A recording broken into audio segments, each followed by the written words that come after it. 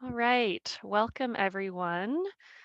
Um, so this is one of our monthly presentations, although as I said earlier, hasn't been monthly in recent years.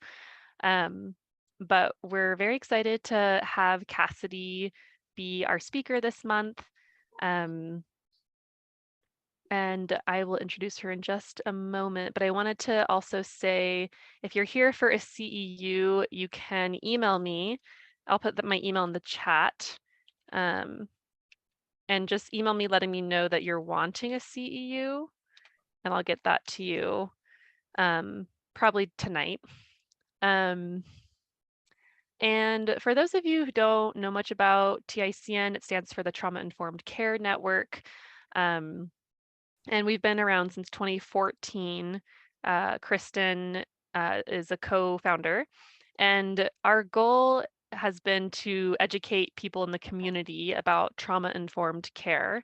And the way that we've been doing that has been mostly through monthly presentations on various trauma-informed modalities for both providers, therapists, and just people. So we just want to educate people more about what trauma-informed care is. And we've also do a newsletter every now and again. And if anyone ever wants to write something for our newsletter, promote something that is that has the theme of being trauma-informed, please reach out to ticnutah@gmail.com.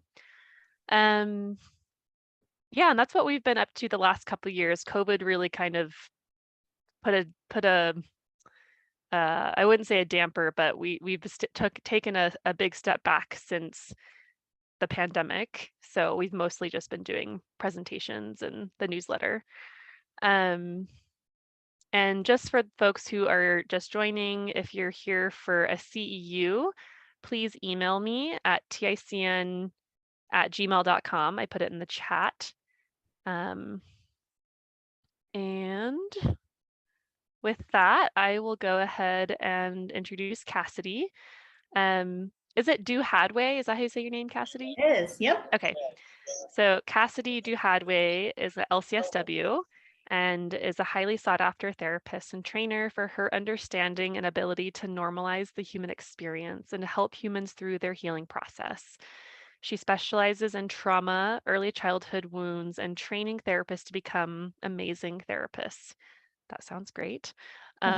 Cassidy specializes in helping therapists understand and see each of their clients while also utilizing their skills in a way that supports their clients through healing. She's been a therapist since 2009 and has been in the mental health field for 17 years. Cassidy is the owner and CEO of Purple Sky Counseling and is an EMDR approved trainer and consultant. And I'll let her also say anything else she wants to about herself. And with that, we can go ahead and pass it on to you, Cassidy. Awesome, thank you.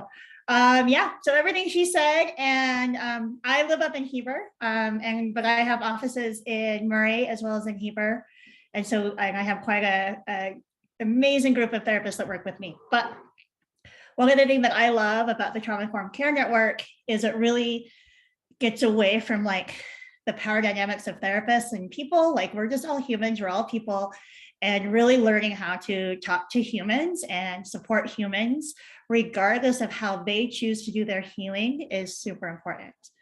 So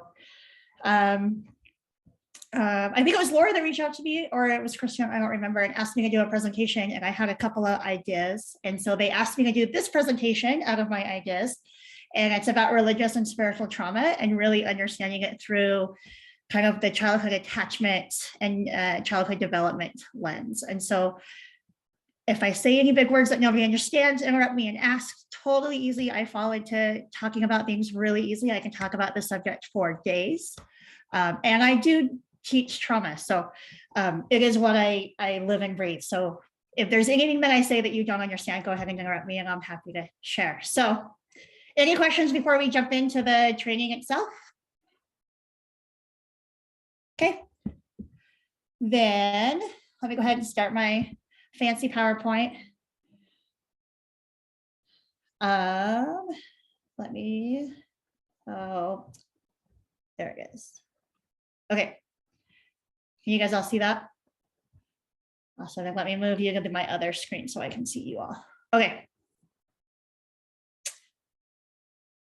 Well, jumping in, these are the best ways to get a hold of me, but I'm around, so you can find me anywhere you want.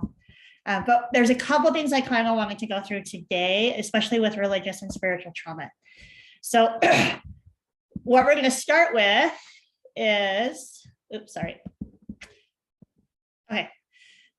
Basically, it's the what, who, how, and all the things, right? So what is religious and spiritual trauma? Who does it affect? How does it affect us? How do we actually see it and recognize it? And what can we do about it? And I'll have some ideas for therapists as well as people that aren't therapists on how you can walk in and do that trauma-informed healing with religious trauma. So a couple of things I want to be super upfront about is I am biased. I am a trauma therapist. I live and breathe this stuff every day. So I see it, right? And I also have extensive knowledge and lived experience within the LDS and faith and Mormon religion. And I myself have experienced religious trauma. So that is part of my story, which also has led me to what I'm doing here today. Because I do lots of trainings on trauma, I do want to just kind of put a disclaimer out. When we talk about trauma, when we talk about religion, when we talk about something that is highly valued to self, it often triggers our own stuff. And so if you notice yourself starting to get defensive or having emotions or something like that, I just want you to take a note of that and notice, oh, something is coming up for me around this. Feel free to ignore it if you want, or look into it later, whichever you prefer is fine. But know that when we do talk about these subjects, that can often happen. If you get flooded or it's too much, please take a minute and try to get yourself back into your window of tolerance. Do whatever you need to regulate your system if you want to stay. So the biggest part of what I want to do with this presentation is not to poke buttons at anybody or anything, right? I don't want to say a whole religion or a whole group of people is harmful. When it comes to trauma, it's all perspective. And so we want to look at how the pieces and the parts and the things and the systems can be perceived that way by individuals so that we can continue to decrease harm. So that's my goal today. So I'm curious, when all of you logged in or signed up for the training, what do you guys think about religious trauma or spiritual abuse or spiritual trauma? Do you guys have any thoughts about that or ideas about what that means to you?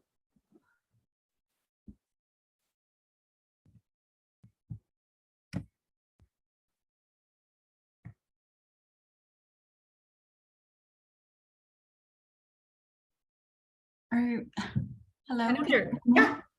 Yeah, so I'm not religious and didn't grow up with any religion, but I have friends. Since I moved to Salt Lake, I met some people and they give me a really good idea of what religion trauma is. I think it's a lot of shame to be who you are as a person.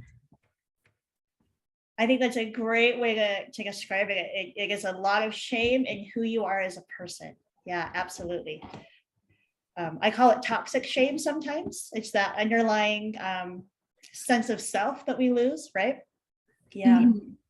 Yeah, just anything you do that's normal human, it's forbidden and they hate themselves.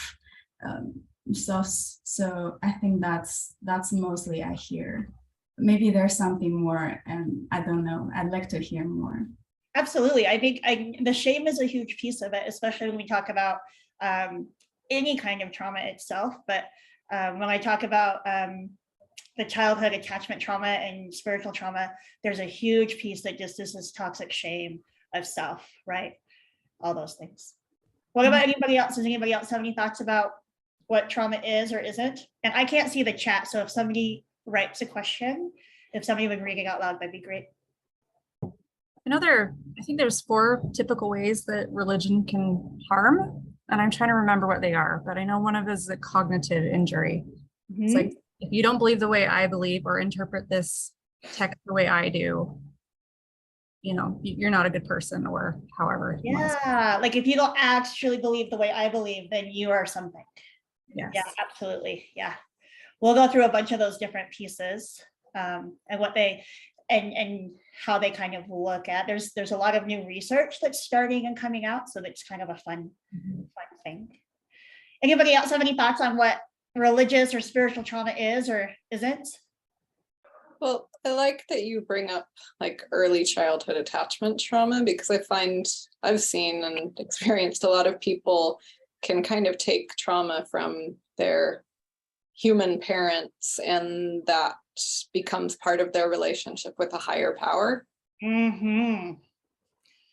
I love how you say that. So are you saying they take their relationship with their parents and it is similar to the relationship with their higher power, or the generational trauma is the language of their higher power? I mean, it could be both, right? But I guess that's why I was asking. I was like, oh, I can hear that a couple ways. To me, I was just thinking of it as kind of seeing the same dynamics in the way a person relates to their family of origin, and their relationship and the dynamic they have with a higher power. Yeah, absolutely. Absolutely. I see that too. I also see that sometimes in their relationship with self, right? How they view their higher power, or how they interact with their higher power is how they interact in their internal dialogue often, which is often connected to their parent dialogue.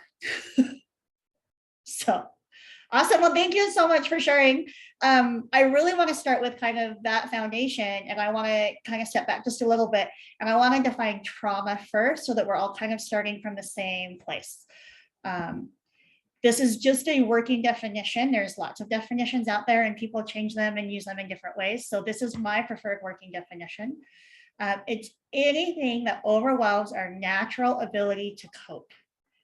And that can happen at any stage. So our natural ability to cope at a 2-year-old stage is very different than my natural ability to cope as a 41-year-old. So, but typically it's a mismatch. It's a struggle between the world around us and our nervous system. It's not a thing of an event that happens to us. It's our body and our nervous system's response to a thing or event that happens to us or doesn't happen for us. It can be anything that you experience or believe, real or perceived.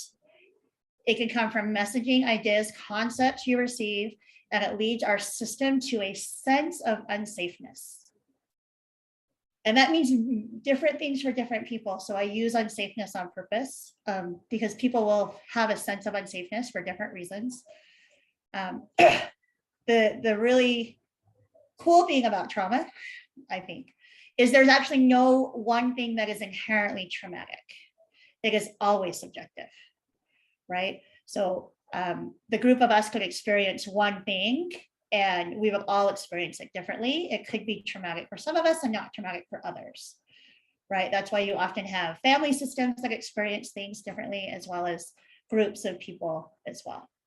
So that's kind of my working definition of trauma as we kind of go through this. Does anybody have questions about that definition or how I described it? Okay. So there's two really big important pieces that come up when we talk about religious and spiritual abuse and trauma. One is abuse, right? And one is going to be trauma itself. And I want to define those specifically because you can often experience trauma and have trauma in your body, whether or not you experience religious abuse. Okay, so religious abuse is the misuse of something from its intended purpose. And it occurs within religious teachings, messagings, doctrines, relationships, and views. And it's used to gain power and control, assert authority over, require specific rules for living, diminish autonomy, and independence over individuals. Okay. Religious abuse is often generational, community expectations to belong, assimilate, strongly held religious beliefs, and belief in being the only truth, or they have the secret to life or the afterlife. With abuse, it's often more intentional and conscious than not. Not always. Sometimes abuse is that subconscious training that we have, but it can often be conscious and intentional.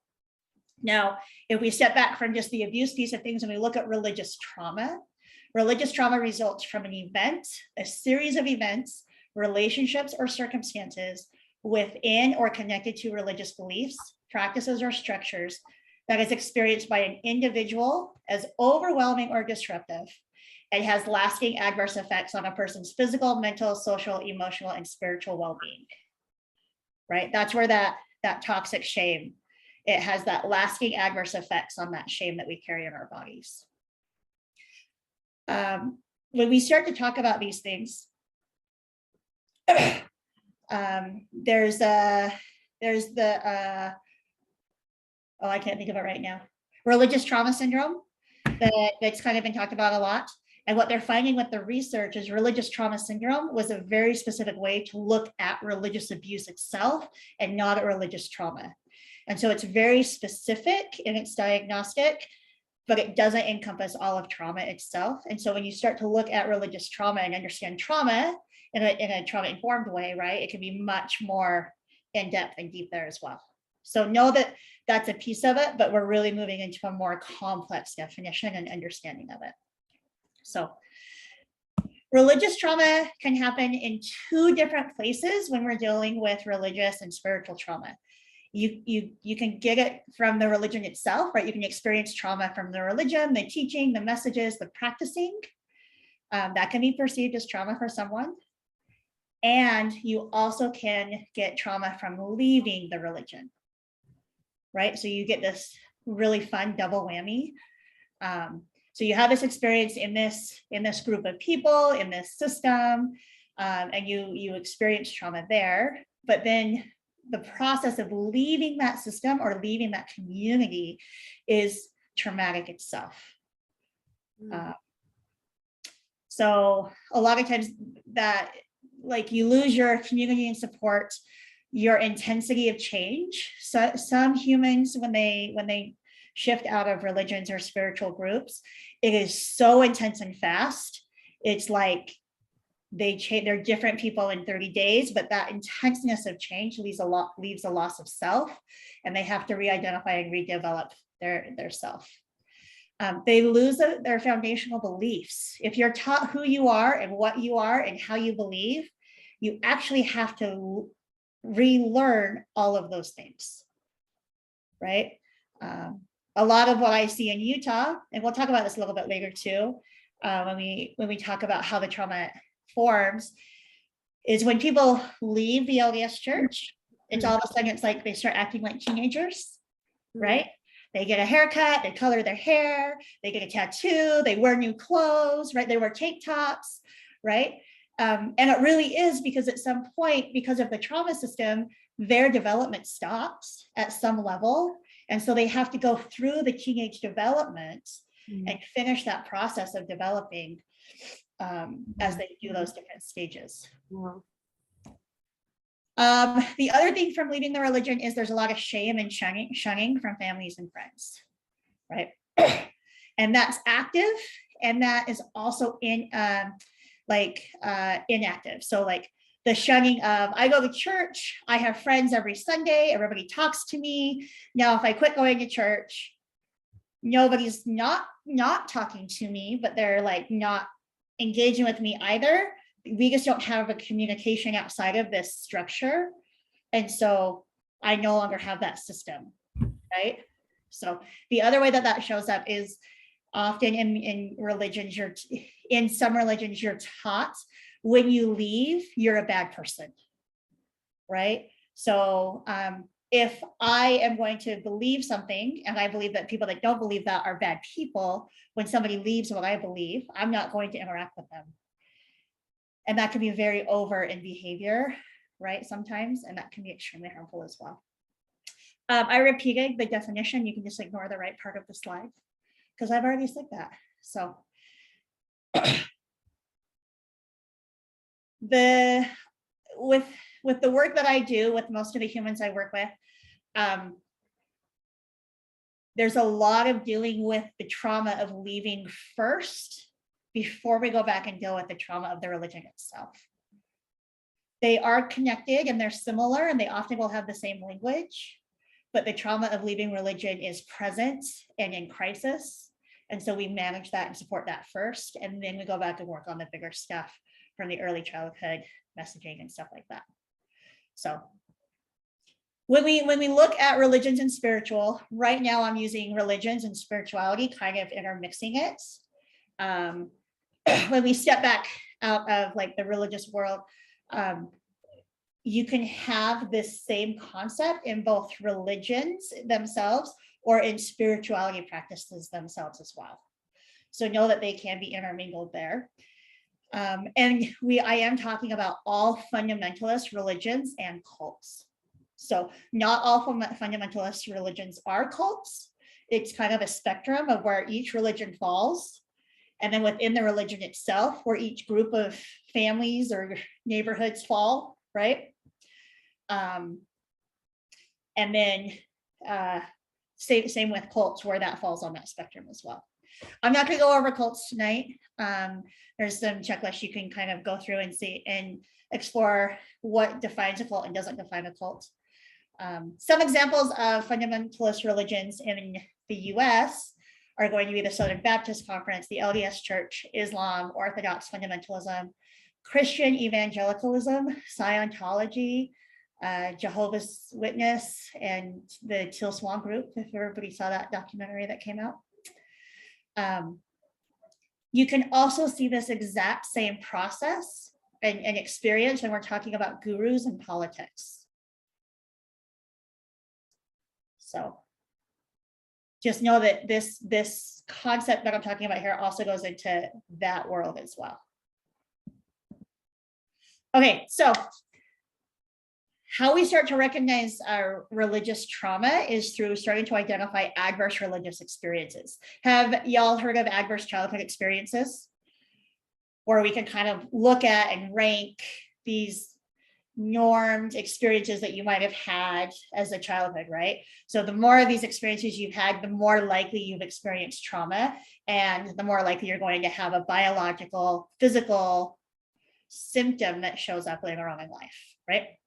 So when they started doing the research around fleshing out religious trauma, they went through this approach because it was a much easier way to kind of start to look at the different parts and see how they could present themselves as religious trauma. So the more of these that people experience, the more likely someone is to have trauma. Remember, trauma is perspective, right? Not everyone that has all of these will experience it as trauma. Any experience of a religious belief, practice, or structure that undermines an individual's sense of safety or autonomy and or negatively impacts their physical, social, emotional, relational, or psychological well-being. So that's the working definition of an adverse religious experience. So there's a couple different, they've kind of chunked into a couple different topics. So I'm going to go over those topics really quick because I think they're really important in understanding kind of how this works through development as well. So the first one, the biggest chunk, is it actually stops childhood development, right? So just like Stacy Lund mentioned earlier, there's this cognitive piece that happens, right? So critical thinking skills are not taught. You learn what versus how, right? You're given the answer and not any of the rest of it. And critical thinking skills are a huge part of growing and learning and moving through development, okay? You get stuck in social, right? We move into othering, we have fear, we have saviorism that comes up, we have religious activities over other activities, okay? So we actually stop development of social interactions as people, they're only allowed to do certain activities, and we have to do those over other activities, right? So we start to other groups, we start to other activities, and we lean into that fear place. We have the emotional arrested development where emotions are stopped. I see this with almost, I really hate using all or nothing. I'm going to use the word every. I'm sure there's somebody that I've worked with that hasn't experienced this, but emotional development is stopped. Right. So when you grow up in this kind of environment, emotions are considered sinful or of God, or you have this culture of toxic positivity. Or in Utah, you have a culture of fine, right? Oh, no, I'm fine. I'm fine. There's nothing wrong. I'm not having any emotions. I'm just going to tell you that I'm fine, right? This one shows up a lot for me, especially when you're working in trauma work and doing trauma-informed care. If somebody has a belief system around emotions, they can't feel emotions to heal. So learning how to feel emotions is super, super important in helping them through their journey. We'll talk about belief systems in a little bit, but that can show up, the emotional development can show up differently depending on the patriarchal system that the religion is in or not in. So like boys can't cry, the cowboy culture in the West, suck it up, work harder, right? So like we learn how to push down our systems, or we teach women that they get to care and love and be soft and gentle, and we teach men that they can't. They need to be strong. It's okay for them to be angry. Women can't be angry, that kind of thing. The other development that stops is morality. And this is actually tied also into critical thinking skills, right? Learning and developing your own sense of morality is part of human development. And when it's connected to somebody else making that decision for you, we stop it completely. So there is no, what's the word I'm looking for? Yeah, you just stop figuring out your own morality. You give that power to somebody else, right? You give it to your higher power or whatever your belief system is. You have the psychological development that stops. You have this denial of self. You have this huge push for perfectionism and earned worth. And I'll talk about that a little bit later too. That's very common in the work that I do as well. And also with the psychological, you have this denial of body work. So you actually can't connect to your own body system itself. And then you have sexual development is also one of those things that are also arrested, right? So any purity culture, sexual shaming, controlling women's bodies is a huge part of stopping humans from going through their sexual development patterns. So that's just one chunk, right, of adverse religious experiences. A few other, and these are really important as well, is going to be the external locus of control. Right. So I'm taking my control and I'm putting it outside of my body. Something outside of my body has the control over me. So my authority is placed outside of me, right? There's a hierarchy of power of authority that isn't mine to have. It's somebody else's call. Self is not trustworthy or reliable. I can't believe myself because this authority outside of me tells me something different, right? You must be worthy enough, you aren't righteous enough. So that shows up there. When we start to talk a little bit more about some of the physical and sexual abuse within the religious trauma, we're looking at this patriarchal power of unhealthy sexual abuse, as well as punishment used as discipline. And punishment here can be removal of child to timeouts or making them go into their bedrooms for a long period of time. It can also be spanking. I know in some religions, corporal punishment, spanking is a go-to skill as a parenting tool, and it is considered physical abuse. So the other things that kind of happen in this adverse religious experiences is going to be damage to normal thinking and feeling abilities. Okay, so dysfunctional beliefs are taught, and all things have to be viewed through that lens, right? We're given limited information, or we have information controlled from us. We only get a piece of the pie. And independent thinking is condemned, right? If I think outside of the box, if I think about it this way or that way, it's not talked about, it's not explored with the group. Again, we go back to the psychological piece, right? I mean, these things show up over and over and over again. Denial of self, ideals of perfectionism, earned worth, and feelings and emotions are condemned and not allowed. So This is the damage to normal thinking and feeling abilities, as well as it shows up in those other places as well. So those are a couple of the main topics of adverse religious experiences. Again, remember, the more adverse religious experiences you have, the more likely you have experienced some form of religious or spiritual trauma. Questions about adverse religious experiences, or how I kind of described it that way?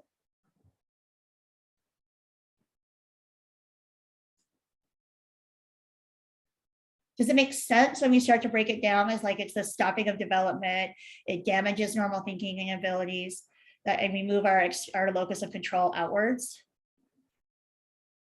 I really like how you're bringing it to development, like the development through the different phases. That I'd never really thought about that.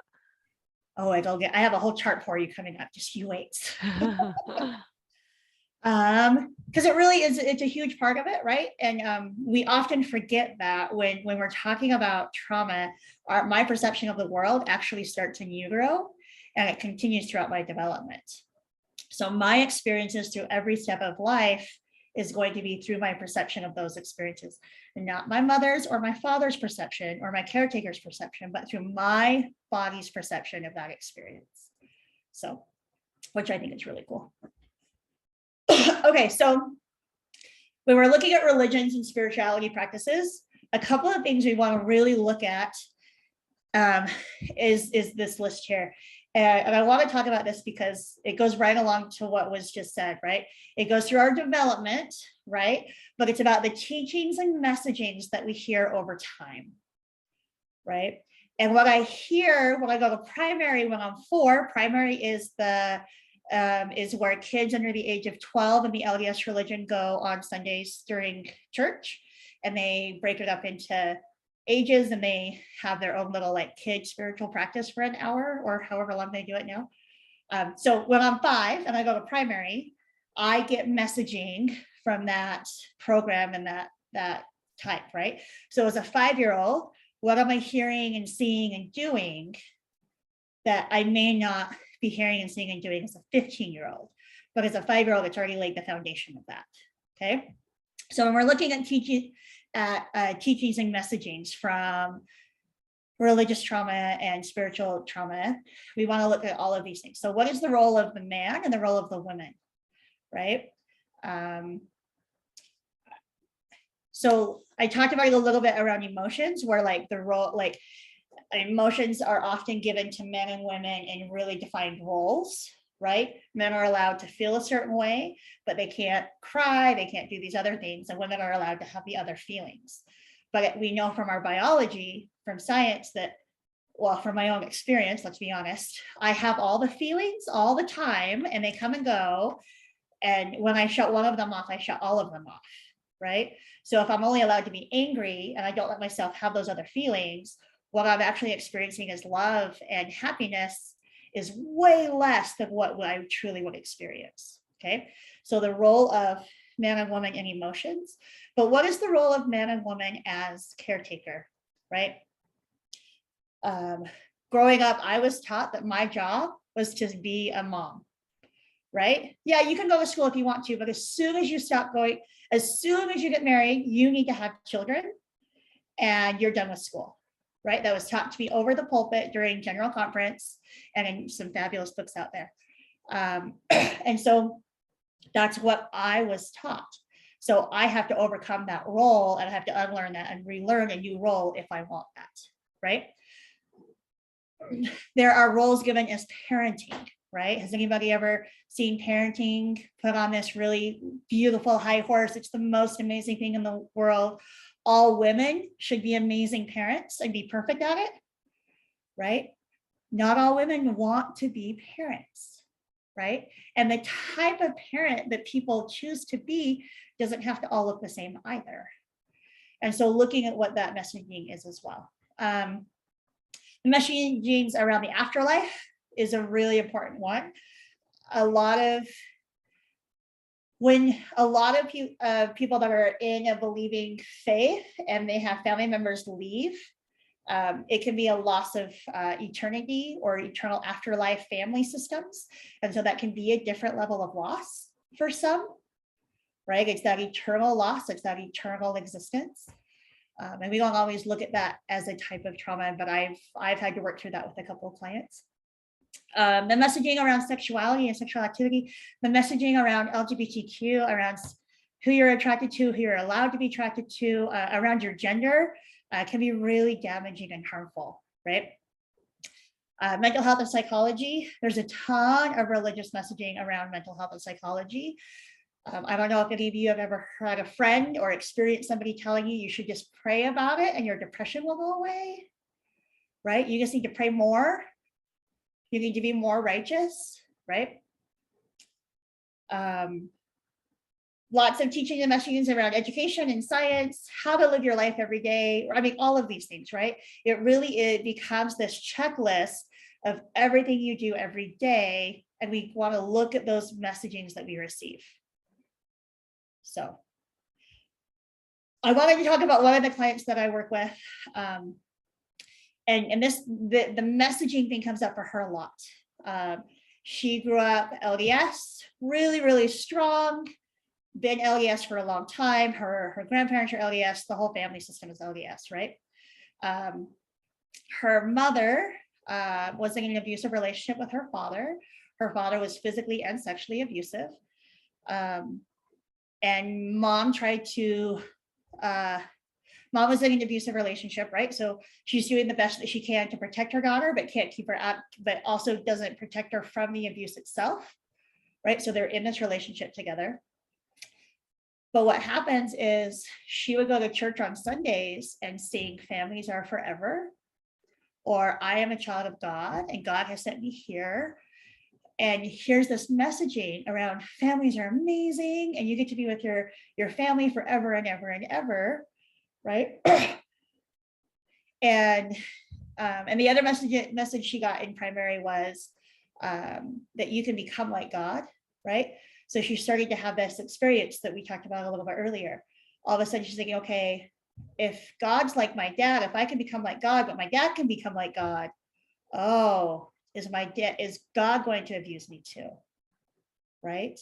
But then she would also go to church and she would, all these people are like praising families, and then she goes home and is so scared, and this is the scariest and safest place in her life, right? How does a 5-year-old or a 7-year-old conceptualize that in their brain, right? How do they hold that and get through that experience?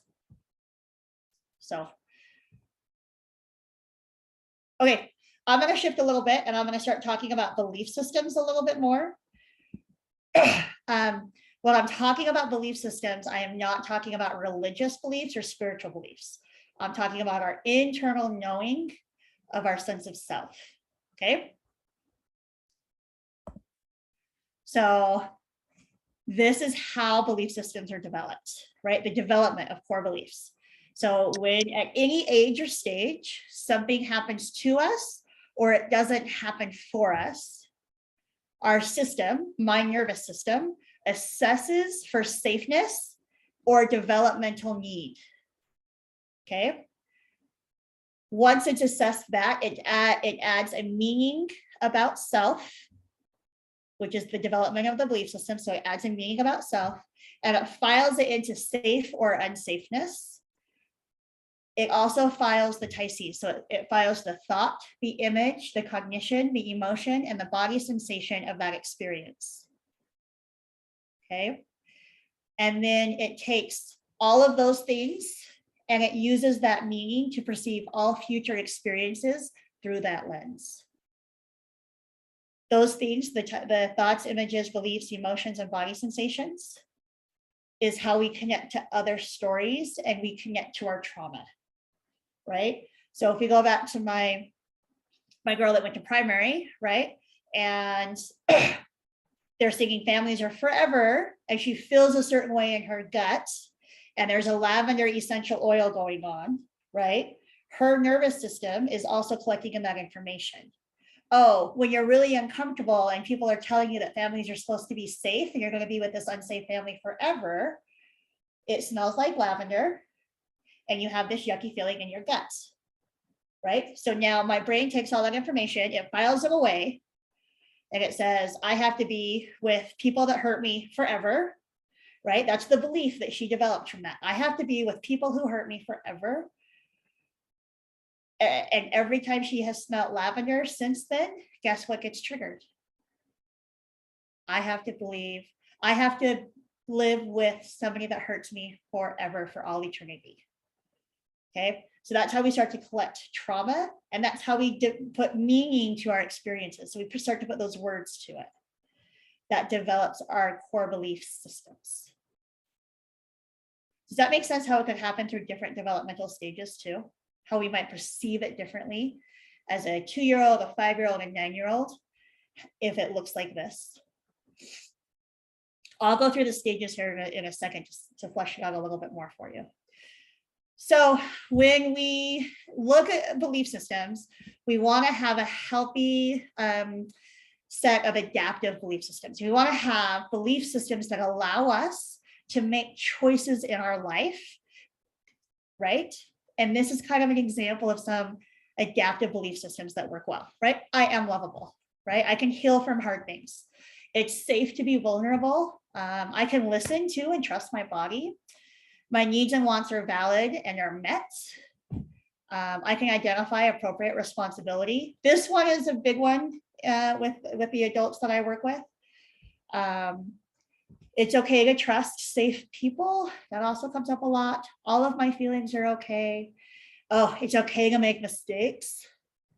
That's a big one. So these are kind of the examples of just our adaptive belief systems, right? These are the things that we want to experience. As we go through childhood development, each one of these, if our needs are met at our developmental stage enough, that doesn't mean perfectly, right? If our needs are met enough, which means sometimes when they're rupturing, they're also healed from, because it's okay to have ruptures, like that's typical humanness. When there is a rupture, we also can heal and recover, right? So if my needs are met enough, this is what I develop. I develop these systems of beliefs that direct my all my knowing inside my sense of self. Now let me show you what that looks like with development. So if we start to look at combining development with this understanding of trauma and belief systems, from 0 to 2, the belief systems you're developing are going to be around survival and existence, right?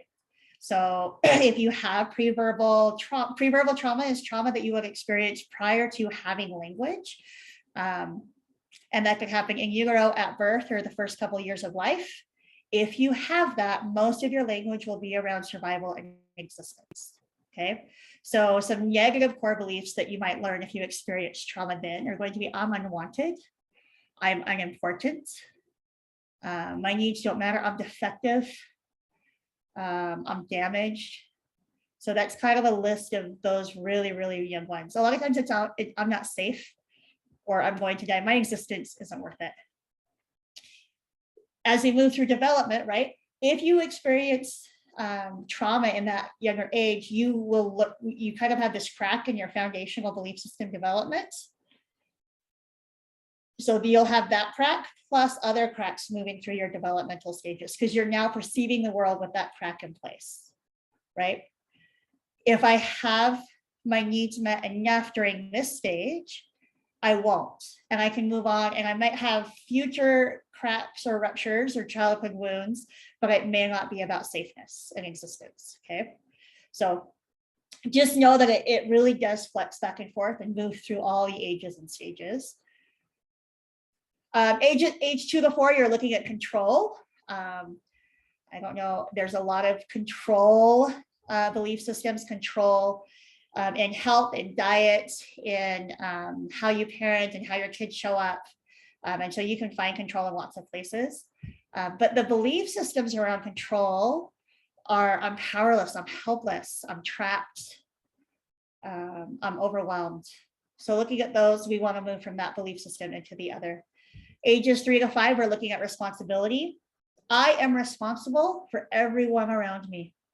It's a really common belief system that is taught to women in patriarchal religious systems, right? You as a woman are responsible for the physical, emotional, and safety needs of your whole family system. No questions asked, right? So you learn this responsibility. Now, if we go back and look at it from developmental stage here, how am I learning that as a 3 to 5 year old? If I'm the oldest of a large family system, guess what I'm doing when I'm 4? Right? I'm getting the diapers, I'm helping mom out, I'm doing all these things to learn responsibility for other people, right? So it happens in lots of different ways, but this is typically where it's reinforced. And this is where the messaging gets really interesting, because my mom may not say, or my dad may not say, women are responsible for the emotional needs of children. But what do I see my parents doing in my household? Right? It's not the words that they're saying, it's the behaviors and the systems that I see and I'm learning from at that state. Right? So whatever I see is going to be kind of what I'm going to be learning from, because it's not always about language, it's about all the things. Okay. Worthiness comes in next. That's ages 3 to 6. I'm not good enough, I'm a failure, I'm overwhelmed, I'm incompetent, I'm inadequate. Ages 4 to 7, we're looking at competency, right? I can do things. I don't have the whole chart here, but if you email me, I can shoot you the whole chart too, or I can send you out later, that's easy. And then ages 7+ is around vulnerability, is how we go through the developmental stages. So a lot of times what happens is we talk about not enoughness. I mean, has everybody heard or said, I'm not enough in some way? I'm not a good enough parent. I'm not a good enough therapist. I'm not a good enough whatever, right? It's become very okay for us to talk about not enoughness and to feel a sense of not enoughness. Like it's talked about all the time right now in social gatherings and among friends. Specifically from what I see in Utah. But not enough is usually the icing on the other belief systems, right? I can talk about being not enough, but what I really mean is I'm struggling, I'm not lovable, I don't have worth, I don't belong, right? So really understanding what not enough means to the person you're working with is really important. And you just help them define it, right? Well, what does not enough mean for you? If you're not a good enough parent, then what does that actually mean?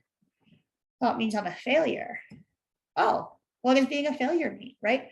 And so you kind of define what not enoughness means for that person. And that one word can mean a couple of different things. So just know that that language of not enoughness is really easy to use without actually knowing what they're using it for. So here's a couple of common negative beliefs that I see a lot in the work that I do as a trauma therapist.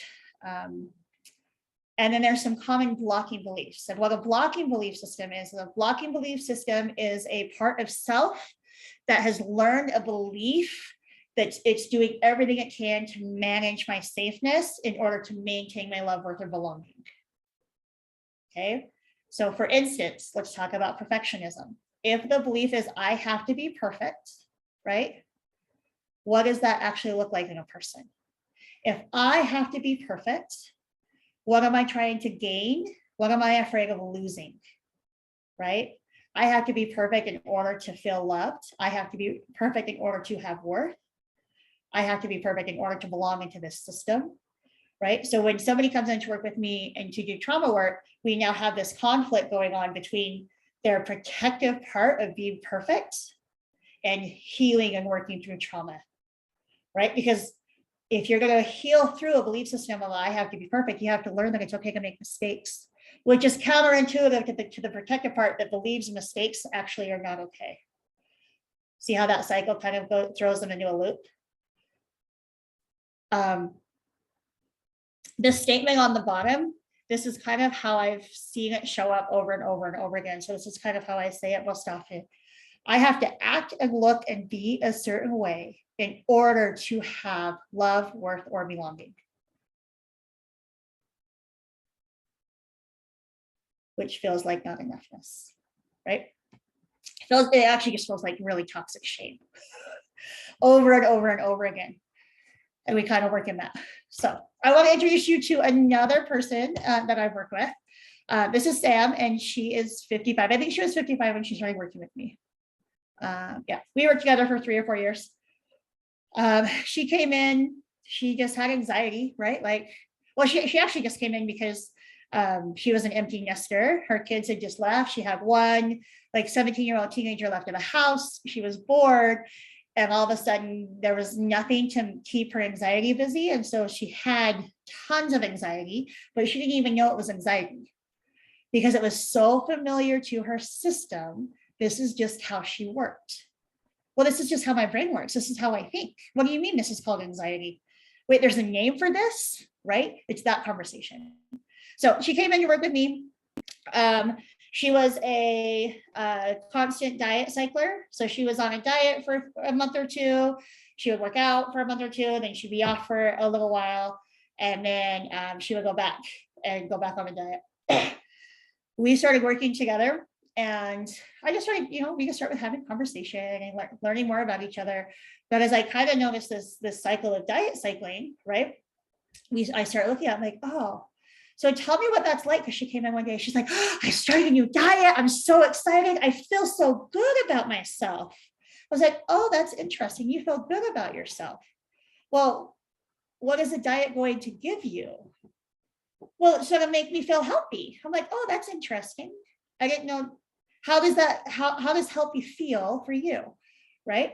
She's like, well, healthy feels for me that I have to go on this, I'm doing this restriction, and when I eat this food, it just makes me feel good. I'm like, do you like that food? Well, no, not really. That's not really how I like to eat. Oh, okay. So it feels healthy, but you don't like the food. Okay, cool. I'm curious, what was happening a couple of days ago? What was going on? Right? So we started talking about it. She went to a family reunion, right? Her mom was judging the things that she was putting on her plate, had said things like, are you really going to eat that much? Are you going back for seconds? Right? I want to remember who it was. Somebody else in her family was making fun of like other siblings and cousins that were her size and shape. And so she was standing next to somebody that was making fun of somebody else for their size and shape, and all this stuff. And so she came back and told me this experience. And I was like, oh, that's interesting. When you heard them making fun of this other person, that you guys are family and you guys look similar, how did that feel in your body?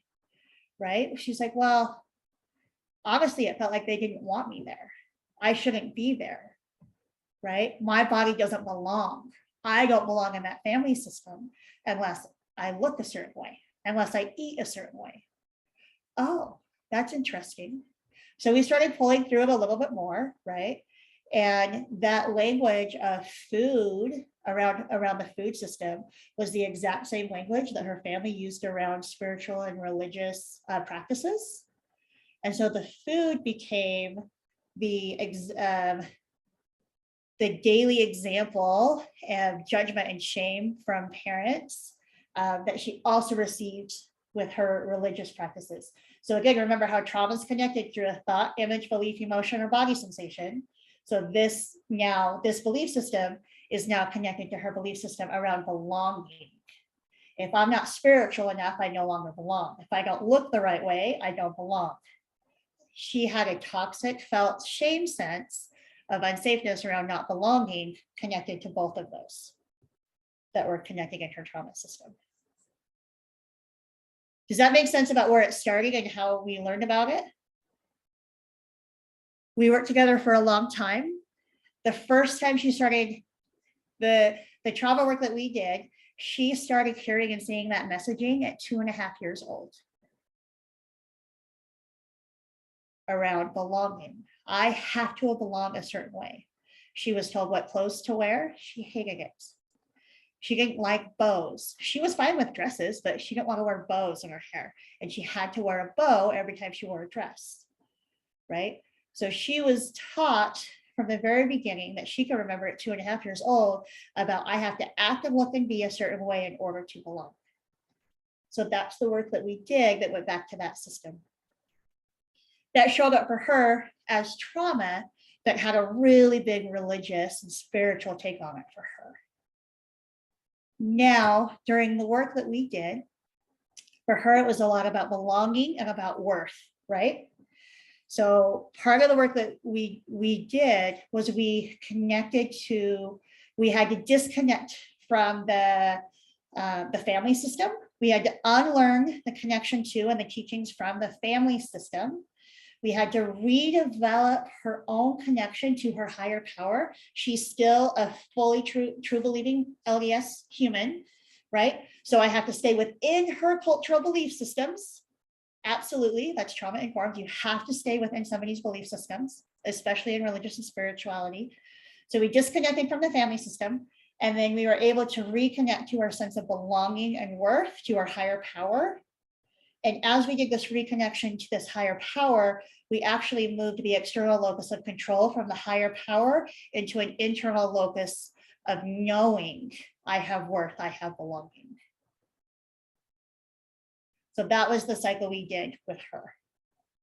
Now, I've done that same work with people that are no longer believing their religion, that are ex or are transitioning out, and I don't connect to that higher power in that way because they have a different belief around it at that point. So you just stay within your person's cultural belief systems. It is really hard to do depending on where you are. If you are a truly believing religious person, for whatever religion you're in, it is really hard to work with somebody that is out of that religion because your biases and your triggers are going to be triggered all the time. It is also true the other way. And so as much as you can address that power dynamic and work within that power dynamic inside your healing work is going to be super important, or they need to be referred to somebody else. Cool. Okay. Questions about how that shows up through development and then shows up later on in life?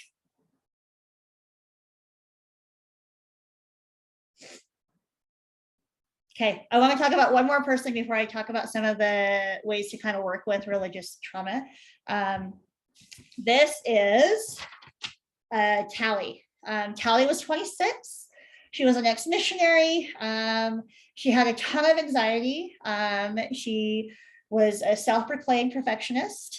And I mean, fully diagnosed full perfectionist, right? Self-proclaimed, however you want to say it. And her serious worry and anxiety was around failing, right? If I fail, then this is going to be my experience, right? So there were a couple things that she had learned through childhood development that were really hard. So she was 26 years old. She was an ex-missionary. When she left the mission field, she was given the job or the role of go home and find a husband and get married and have children, right? Which she had heard from the very beginning in primary when she was 3, 4, 5, 6. Yeah, your job as a woman is to have children, right? And so she learned this. So she got that job when she left as a missionary. And then when she became a teenager, she started to hear stories about how she's not supposed to have any sexual feelings for anybody else. And sex is bad. And her body needs to be protected by garments. And you're not supposed to think impure thoughts. And you're supposed to go on dates with different people all the time. You're not supposed to like the same person when you're a teenager. So she had started to hear this messaging around relationships in the sexual developmental stage of her teenage years, right? So she has this messaging that she heard younger, right, around what her role is to be a woman. And then she has the purity culture messaging that's starting to show up around how she's supposed to show up in her body. She goes on her mission, she comes home. She's like, what, 4 or 5 years after she's on her mission, and she's starting to date somebody. She gets engaged and she gets married, right? And guess what you're supposed to do when you get married? She has to have sex. She was so scared of having sex. She was scared of kissing because kissing meant sex. She was scared of holding hands because now that she's married, holding hands means kissing and kissing means sex. And her whole body shut down with this toxic shame system of, I am bad for having impure thoughts. And now I actually have to be naked too, and I can't protect myself with my garments, and somebody else sees me, and I don't know what to do. Right? So she had a couple of these layers of religious belief systems that she had developed over time that then showed up in this really exciting moment for her that caused her to withdraw from the relationship, and she couldn't function because of her anxiety. Right? Her anxiety and the shame of it led her to all of these other experiences.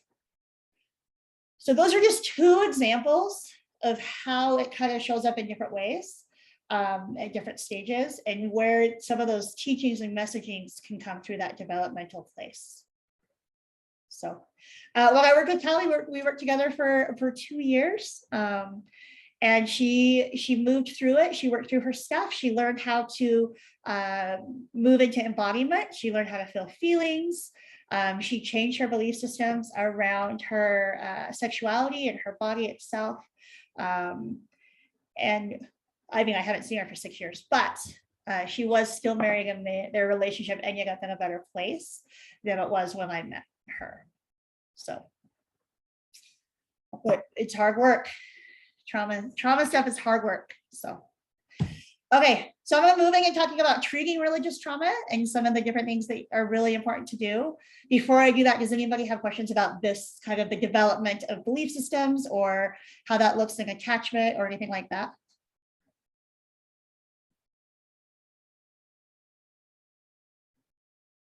Okay, awesome. Okay, so there's a couple of really important pieces to treating religious trauma. And before we jump into that, what I really actually wanted to say, I'm not sure I said this earlier. Religious trauma is not diagnosable in the DSM. However, well, neither is complex trauma, but religious trauma, when you actually look at the symptomologies and how it breaks down, is almost exactly like complex PTSD. The complex PTSD from that early childhood attachment rupturing. So know that they're in alignment when we start to look at the research and how it shows up for people.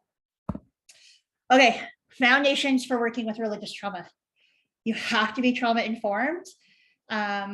And that's super, super important. And that means a lot of things. So being trauma informed means absolutely asking for consent over and over and over and over again, addressing the power dynamics in the room, understanding that you as the person working with the person is not better than or over than or knows all the things. You're just there to be in that moment with them, to move as far as they need to in that journey at that time.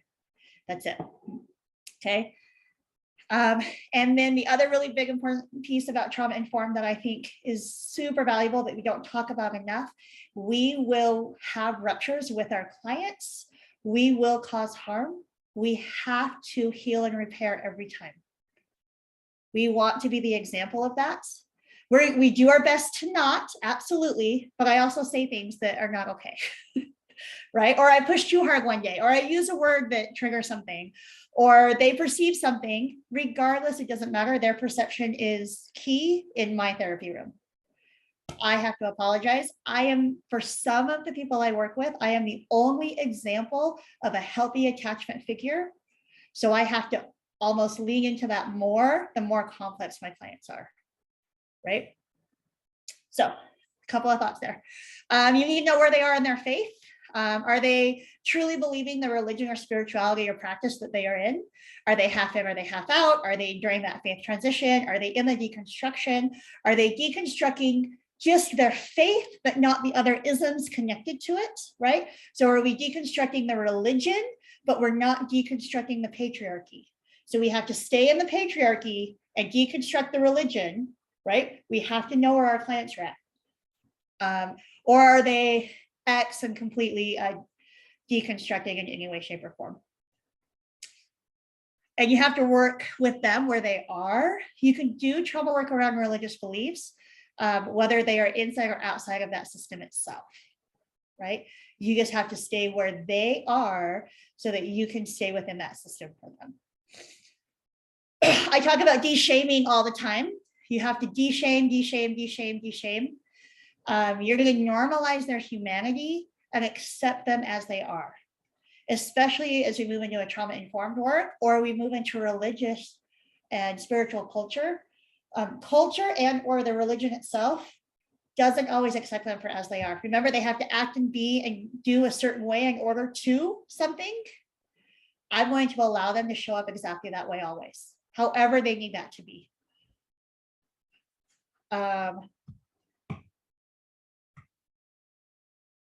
Yeah. And then with psychoeducation, I think this is really important, especially when somebody is somewhere in the middle of a faith transition, or choosing to stay within a religious practice, is you have to stay within their tolerance. So if you understand the window of tolerance or their capacity to do trauma work or to understand things, you have to do psychoeducation at that rate, right? So I can't overwhelm them with all the information because they will just shut down and not be able to hear it anyways. So you just go, which means for a lot of us, we say the same things again, multiple times, because they didn't hear it the first time, but they might hear it a year and a half in. And that's okay. We just learn to stay within their tolerance. So those are some of the basics when it comes to working with trauma in general, but specifically in religious trauma. Some of the stabilization and preparation stuff that you want to do, I find to be really powerful. You're going to teach grounding skills. Honestly, before I step into this, a lot of the stabilization and preparation work is learning to teach people how to sense their body, sense their affect, sense whatever is going on in their system, right? In a way that they've never done before. So this can actually be really slow, right? And so make sure you're also aware of that.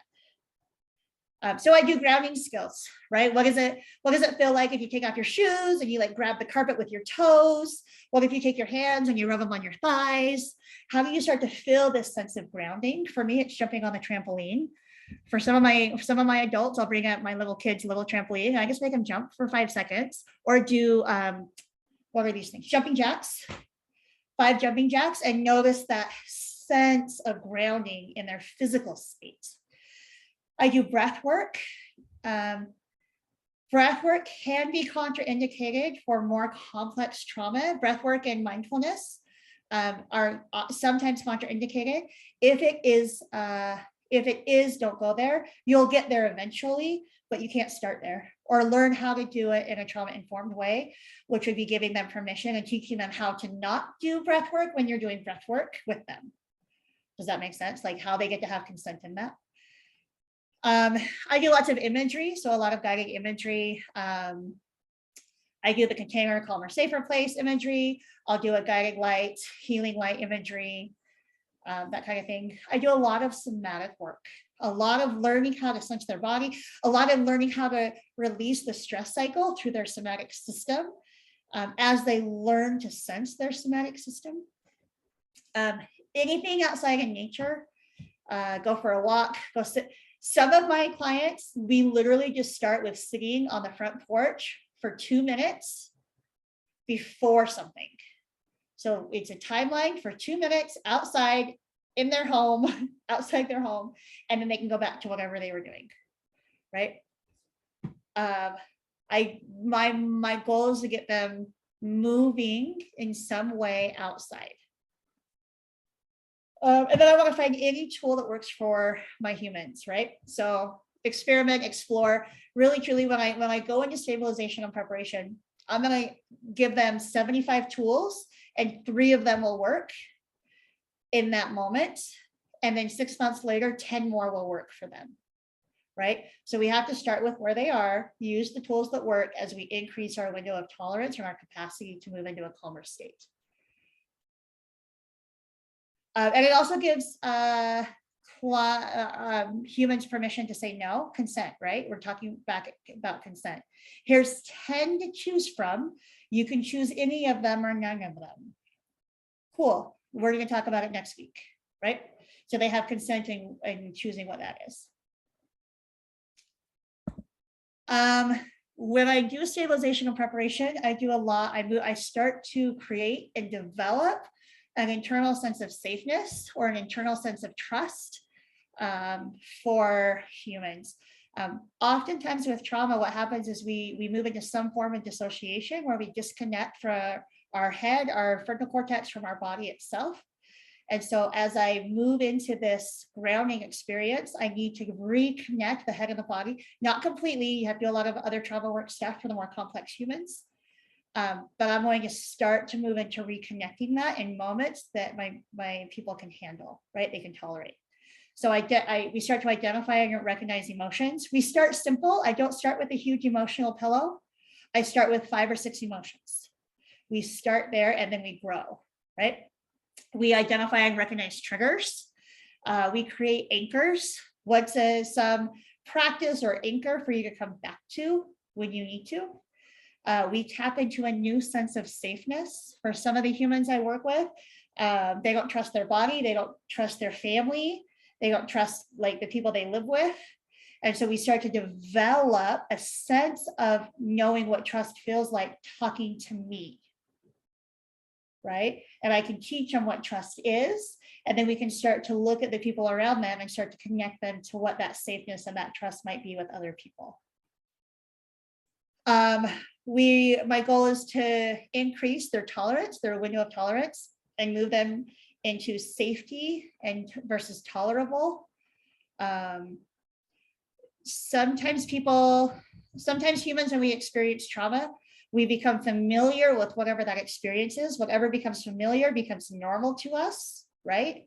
That normal is tolerable. It is familiar. It does not mean it's safe or trustworthy. So we have to redefine and explore what that looks like. And then we start to practice awareness, right? All of these things take time depending on who you're working with. Some of the psychoeducation I do around this, I start with definitions. The first word I typically define for women that I work with is selfish. If you Google selfish, it is never what people tell you it is, right? So the Google definition of selfish is doing something to somebody without thinking about them. I've never had a person in my office do that when they're worried about being selfish.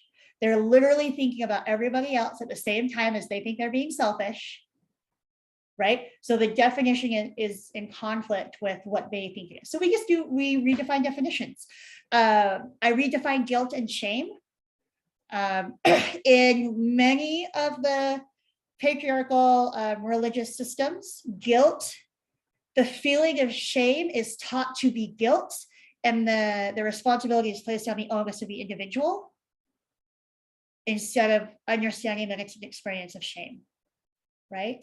So my behavior can fix this bigger issue that I'm living in.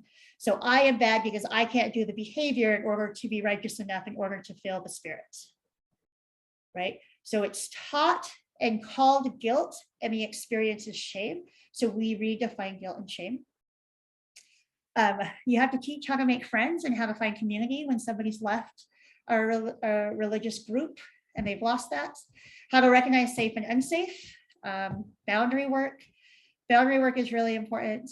Decision making, critical thinking, and you normalize the experience of being human. Of course you have anxiety about that. That makes sense to me. It's okay for that experience. It's okay to be angry. Oh, of course you're worried about that. But that makes sense to me, right? So I do that all the time, that de-shaming, normalizing piece. Okay. With religious and spiritual trauma, with trauma work, you're going to also have grief work, always. There is grief for bringing to light the parts we have denied and what that means to us today. There's grief around the awareness of our story, and there's grief around the loss of community, safeness, support, and family. The grief itself is not always traumatic. It can be, but it isn't always.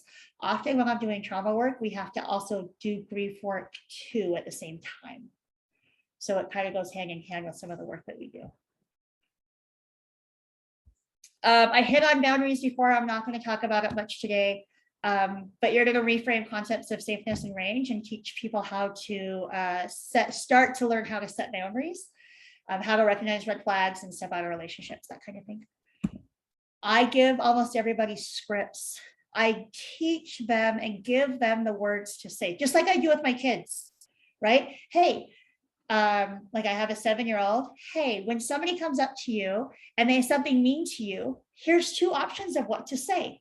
And if neither of those work, you can yell for the teacher, right?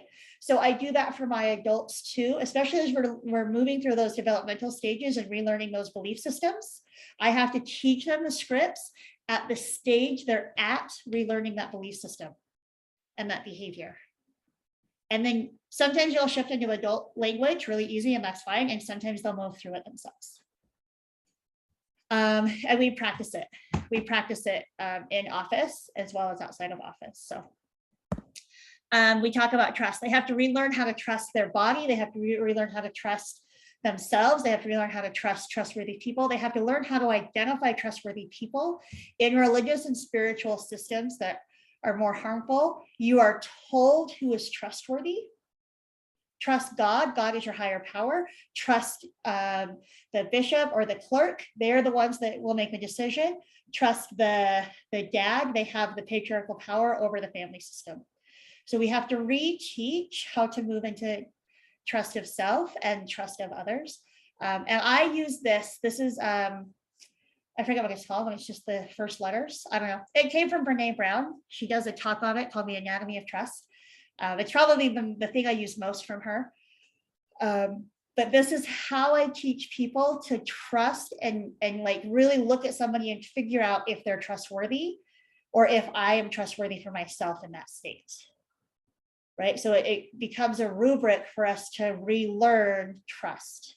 Remember, trust and mistrust is that really younger stage of 2 to 5 years old, right? So I really truly have to relearn and put it into a rubric to understand if I trust or not trust. And then the other things that that you'll do is you're going to reconstruct sense of self. Often, remember how we talked about all of those adverse religious experiences? Development is stopped, critical thinking is stopped, right? Sexual development is stopped. So we have to go back and relearn these pieces of self so that we can move forward with our lives.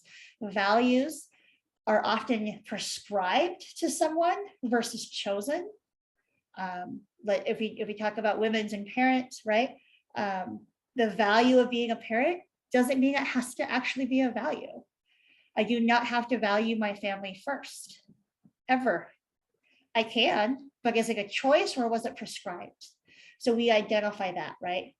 We figure out how to choose that. And we also learn that like not valuing family doesn't mean I don't love them, right? So there's a little bit of psychoeducation in there too. One of the ways that really works with this is I let them identify the ones that they were prescribed, and then we make a list of the ones that they've always wanted to have. And then we explore it that way. Some of the other parts of reconstruction of self is differentiation.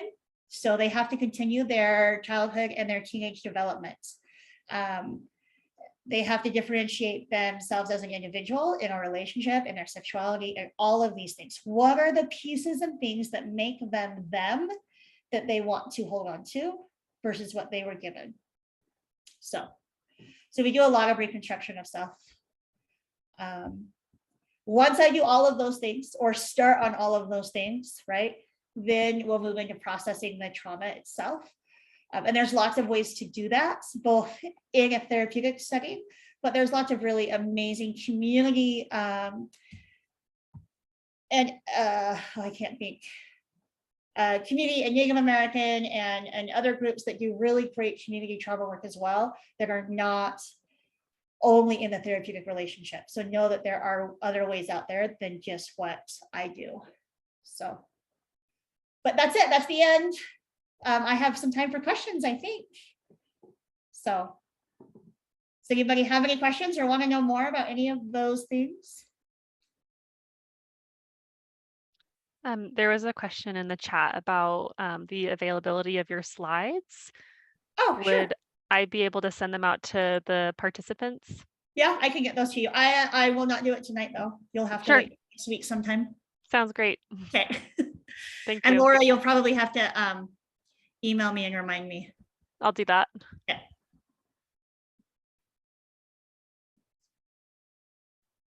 Anything else? You guys want to know anything else? You get to pick my brain. Go for it. I have another question. Do you do further training on this material, like more in depth? On religious and spiritual trauma itself? That, but also a lot of the last half of the presentation felt like it could be applied to more than just religious. All of complex trauma. What you got in the last part of the presentation was a lot of what I teach for doing complex trauma. So yes, I do. I actually teach EMDR locally. And so it's part of my EMDR training. And I have another training coming up in January, but I'm also working with, I'm developing a few other programs to teach these specific things as like online coursework as well. Yeah. Cool. Do you have like a newsletter, or like how do people keep up how with do people what you sign offer? up to find me? Yeah. Just send me an email real quick. It's Cassidy@purpleskycounseling.com. You can also, Cassidy@purpleskycounseling.com. You can also find me on Instagram at Therapy with Cassidy. I am hardly ever on Facebook, but I have a place there, I guess. But I do have a newsletter you can sign up for on my website at CassidyDuHadway.com or at purpleskycounseling.com. Thank you. Yeah, of course. Of course. I was trying to say, do I have my landing page? I don't, yeah. I put those two things in the chat for anyone who is interested. Thank you. Any other questions that you guys have about, Megan, good to see you. Hi. Good to see you. So I guess I don't have any specific questions, but I'm curious. So if someone's like at a different stage in where they are with the religion, say someone who's in it versus someone who's left, do you, from your experience, have you seen that change like the length of time to work with something? Because I feel like when you're working within the belief systems and you're kind of working around to honor them, but kind of dismantling all of the harmful beliefs, that can take longer. Did that make sense? Yeah, if somebody's in the transition itself. Yeah, or say they're still in their religion, but they're experiencing all this religious trauma and they really want to hold on to certain beliefs. I don't know. Yeah, no, it does, because truly part of the work that I do with that person is I teach them how to have that religious belief in an internal sense of control, right?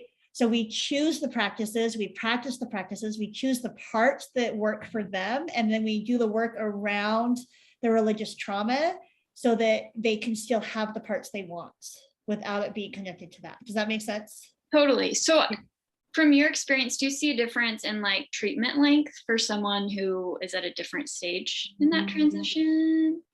No, it's probably a difference in the depth of the trauma work I do. It's probably what I see the most. Yeah. So like, for instance, if I'm working with a woman and they are a believing LES person, and they like the value of the patriarchy of the women's role and the man's role, right? I'm not going to deconstruct that with them. I'm going to deconstruct the religion around it to allow that to still stay in similarity with them. Yeah. However, it does become hard to do that. Yeah. For them and for me. But then we can start to move into those other pieces as we allow their own sense of self in it too. Okay. Yeah. Cool. It gets complicated. That's all I got. Thank you. Of course, Megan. Yeah. Any last questions for the night? I have a question. So when you say somatic works and the grounding tools, I'm really interested in what you use with your clients. Do you mind to share the handouts? Yeah, like the handouts of the somatic work that the somatic tools that I give my clients. Yeah, just sure. the things you show and the script, because I'm really interested in psychodrama. I think it can work wonders. And oh my goodness, the psychodrama piece of this is so fun. I know, yeah. And do you want to just send me the example? I do want to look into it. So this is a good start. Yes, absolutely. And When I give scripts to my clients, this is just so you guys know, this is where it comes from. The scripts are typically going to come from some form of positive parenting technique that allows my child to have feelings and emotions and behaviors without shame or judgment. So the scripts I typically give my humans are going to be around that, right? So like if I have an adult learning how to set boundaries, the script I'm going to give them is going to be around the boundary itself, but I'm going to give them scripts leading up to it, the script of the boundary and the script of handling the disappointment afterwards. Right? So I'll give them all of like, it's okay to be worried about setting this boundary. They've never heard you say it before. It's hard to say something new. Here's the script for the boundary. It's okay if your mom is disappointed and she's upset about what you said. Right? So I kind of do that kind of flow of script. Yeah. Do you, Oh, sorry. Go ahead. do you have the script in like I don't have the PDF? scripts themselves, but I have a couple handouts I've sent out with other people that I can throw in with the PowerPoint. Okay, I'm making a note to myself to remind you. So it was a scripts and then was it a Scripts handout, the grounding tools handout, grounding tools, and okay. PowerPoint. Okay, got it. Yeah. I think we have time. Well, we're actually out of time. So if anyone, any last question, I'm totally game. yeah, maybe one last question if there is one. If nobody's going to Yeah, ask. I'll ask a question. Thank you, Cassidy, for this wonderful presentation. I'm just wondering about the idea of being shunned, shunning and being excluded. That's very traumatizing. Mostly it happens with adults that are contemplating leaving a particular group, but that whole idea of being excluded, not belonging anymore, how do you approach some of that? Very kindly and gently, and with a lot of grief. The shunning experience itself comes with a lot of grief, and it comes twofold.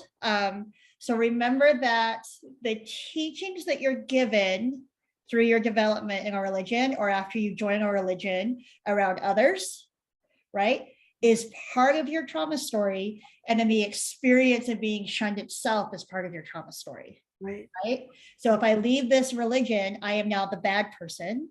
Right. But now also these people are not talking to me. So it kind of shows up in two different places. There's a lot of reconnecting to community that happens. So I do my best to help them find different stages of community for whatever stage they're in. So that could be a Facebook group. It could be going on and just joining a Facebook group, but never saying anything. It could be going on and sharing your story, or like in Heber, there's like a Sunday coffee church on Sundays at the local coffee shop, right? It'd be like, hey, I want you to go to this. And then it's finding out, do you want me to go with you, or do you want me to find you a person to go with you? And then we do a lot of the languaging and messaging around being shunned. And then I also teach chosen family versus given family. Good. Yeah. So we start to develop how to develop a family system that isn't what we were taught was family. Good. Yeah. Yeah. Those are probably the things off the top of my head. Is there anything you do specifically, or? I think your focus on the grief work, that's a big part of it, how to do the grief work, and then to develop their sense of okayness. This is not about them. This is about the system that has to reject them. So kind of to offset that kind of a thinking process. Yeah.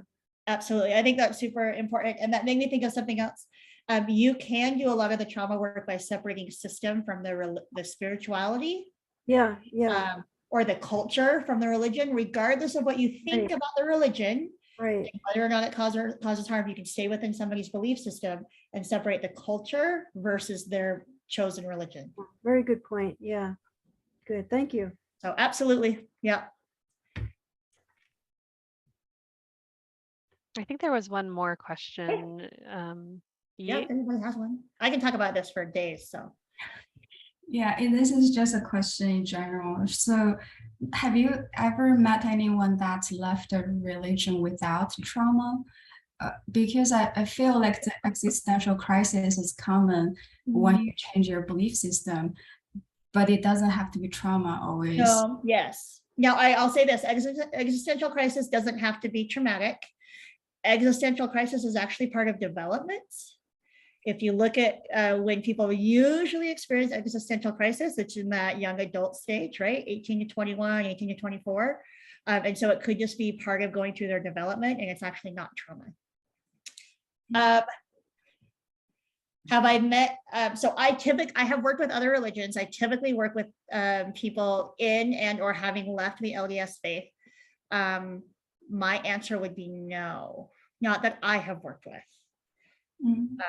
I have worked with some people that were not ready to work on that part of their trauma, but we could identify it. Yeah, that makes sense. But I also work in Utah. Like I'm in a very, very Mormon, very LDS, very Thai culture. I've also worked with never Mormons that live in Utah that have trauma from the LDS religion and the LDS culture. So yeah, I guess it's just is it even possible for someone who wants to leave a religion without experiencing all these traumatic experiences? I think it depends. Again, if we go back, I think it depends. Like really, truly, like trauma is about the perspective of the individual. So I can't say all or never, right? However, the more adverse religious experiences somebody has had, the more likely they can't leave that religion without trauma or be in that religion without trauma, right? And the more not conservative, what's the word I'm looking for? Hold on, I'll think of the word. It's been a long night. Patriarchal. Yep. I'll say that again because I want to come back to that in just a second. Patriarchal. The more, what is that word? Fundamental. Authoritative. Yeah, not authoritative. The more, I know which slide it's on, but high demand. Isn't it like high demand? All of those things are speaking exactly to what I want to say. Yes. But anyways, the more like orthodox a religion is, right? The more of that leaning, the more likely you're going to have a higher increase of adverse religious experiences. So if you're in a community and a religion that isn't way on that side, right? You're more likely to be able to leave without having experienced trauma. Does that make sense? All of the words you said were the meaning of the word I was looking for. So all of those words is what I was trying to say. The reason I want to go back to patriarchy is when we start to talk about religious and spiritual groups, right? We're going to start moving into the conversation on intersectionality, right? So what does my religion look like? How do I engage in my religion? What is my religious trauma? What does my skin color look like in the trauma I grew up? And what was the racism I had or didn't have in that space? What did my the patriarchy or the sexism I experienced in that space, right? So I'm not only going to deal with the religious piece of it, but there could be sexist pieces and racist pieces and oldest child pieces that are going to lean into all those intersections of those different parts of self. And that's where it gets really difficult when somebody's like, I want to work on this one intersection, and you can see 7 of them. And so you have to just honor where they're at and do that. And typically as they heal trauma in some, the other ones shift as well. But then they have choice in how they show up in those systems. So does that make sense how it gets really muddled and complicated in all those other places? Yeah. So.